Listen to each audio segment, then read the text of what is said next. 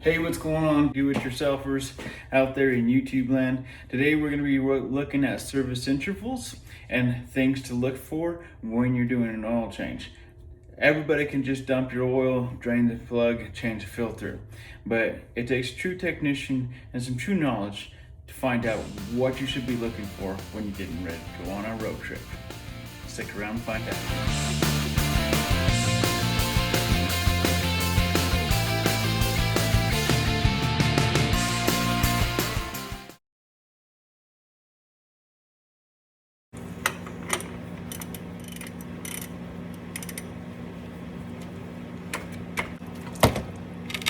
There's the old oil filter. Don't forget to replace the gasket that it comes with.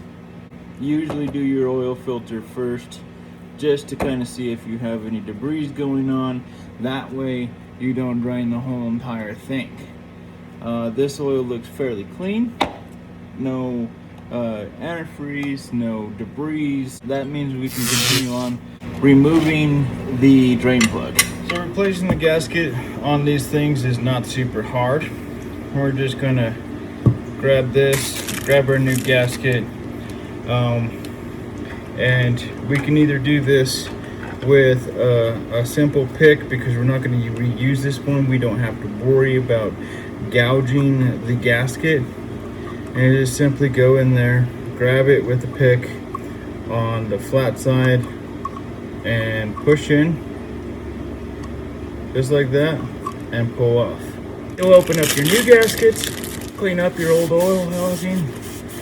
Now that we got that fairly nicely wiped down, I'm going to take this oil gasket here and then just slide it on over its existing location.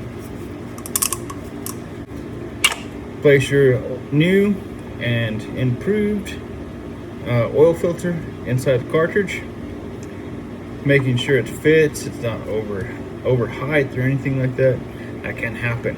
Sometimes you want to be sure and always cross-reference, make sure that you are doing the right oil change with the right parts.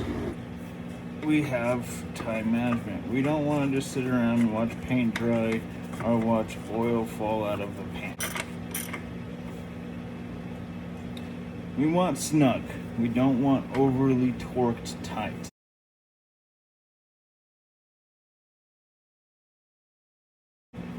Drain plug back in. We got our new oil filter on, and we're gonna wipe this thing down, make it look clean. Take pride in your work. We do have the transmission drain pan plug underneath here, which could be a service indicator when we start looking at the intervals of when things need to be replaced, and then suggest it to the client. Technicians and do-it-yourselfers, don't forget to test the battery and the alternator before going on a road trip. Confirming your service intervals. Alright, so the way I do this is with all data at 135,000 miles. We're going to inspect ball joints, brake lines, and definitely cabin air filter, the condenser, drum brakes, disc brakes, belts, engine oil, what we're replacing. We're also going to do the exhaust system, and then all fluids, all boxes, as we would at any oil change. Other things that you can possibly do: resetting the oil light is a must when changing the engine filter, and then also checking on spark plugs, just going back about 10,000, 20,000 miles. Rotating the tires because you're checking the brakes and checking wiper blades.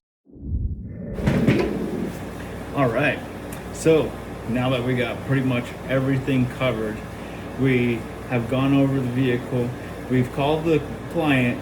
One of those things was checking over the coolant, maybe getting a coolant flush, as well as getting the transmission fluid serviced.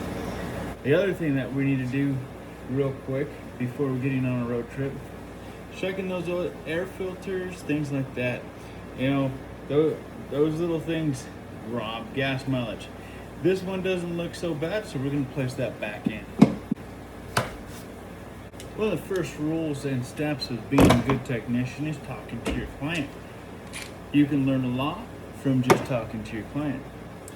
We learned that our client didn't know the last time the spark plugs had been changed. What we're going to do is just pull one of the spark plugs, get in there. Not a horrible one, but you can do it.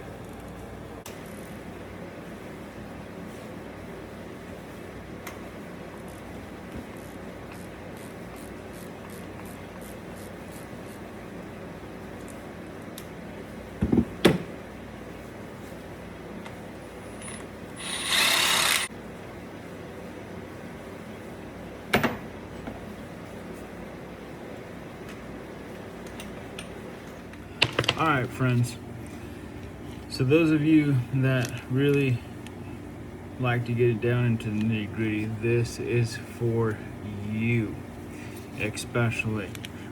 Looking at the picture of this spark plug, we're not seeing a whole lot going on. It is running and burning the way it should. Another thing that we're seeing is a corona stain on the porcelain, and that's perfectly fine. We're going to wind up putting the spark plugs back in and then letting the customer know that everything turns out okay visually. In this case scenario, don't be afraid to suggest spark plugs to the client based on the preventative maintenance interval. Also be on the lookout for our video, All Things Plugs, where we will have a review of how to read spark plugs and what to look for. We will also be showing a brief experiment on what spark plugs look like when they're firing outside of the combustion chamber. Now it's time to get this stuff all back together. Call the customer, have them come pick it up.